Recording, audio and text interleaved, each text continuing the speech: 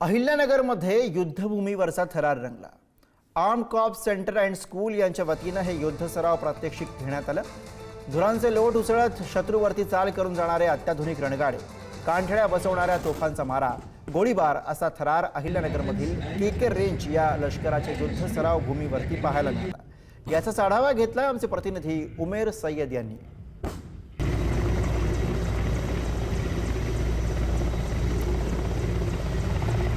धुरांचे लोट उसळत शत्रूवर चाल करून जाणारे रणगाडे, कानठळ्या बसवणाऱ्या तोफांचा मारा, गोळीबार, अत्याधुनिक उपक्रम या युद्धभूमीचा थरार आज आपल्याला अहिल्यानगरच्या केके रेंज येथे पाहायला मिळाला। आपण जर बघितलं तर हेच ते आपल्या भारतीय सैन्यातील जवान आहे, यांच्या वतीने आज अहिल्यानगर येथील केके रेंज येथे युद्धभूमीचा थरार रंगला होता।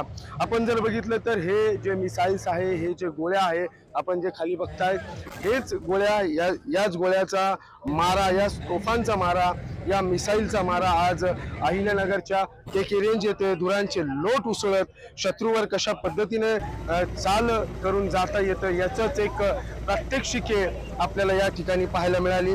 खरं तर आज अहिल्यानगर येथील केके रेंज या लष्कराच्या युद्ध सराव भूमीवर निमंत्रित मित्र राष्ट्रांच्या सैन्यासमोर आपल्या भारतीय लष्कराने 2 तास युद्ध सरावाची प्रात्यक्षिके दाखवली।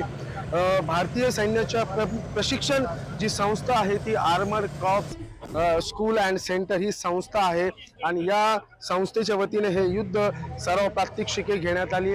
रणगाड्यावरून कशा पद्धतीने तोफाचा मारा करता येतो, कशा पद्धतीने गोळ्या चालवून, कशा पद्धतीने ड्रोनच्या माध्यमातून, विमानातून झेप घेत शत्रूंवरती कशा पद्धतीने चाल करता येते, हेच या ठिकाणी आपल्याला पाहायला मिळालं। खरं तर यामध्ये सर्वात महत्त्वाचं म्हणजे रणगाड्यामधून ज्या पद्धतीने कानठळ्या बसवणाऱ्या ज्या तोफांचा मारा आपल्याला या ठिकाणी पाहायला मिळाला, त्यात प्रामुख्याने म्हणजे T-20 हा रणगाडा होय, अजय होय, भीष्म होय, T-72 हा रणगाडा होय, याचाच जे युद्धभूमीवरचा जो सराव आहे, जो थरार आहे, आपल्याला अहिल्यानगरच्या केके रेंज या ठिकाणी अनुभवला आणि पाहायला देखील मिळाला आहे। उमेर सय्यद, पुढारी न्यूज, अहिल्यानगर।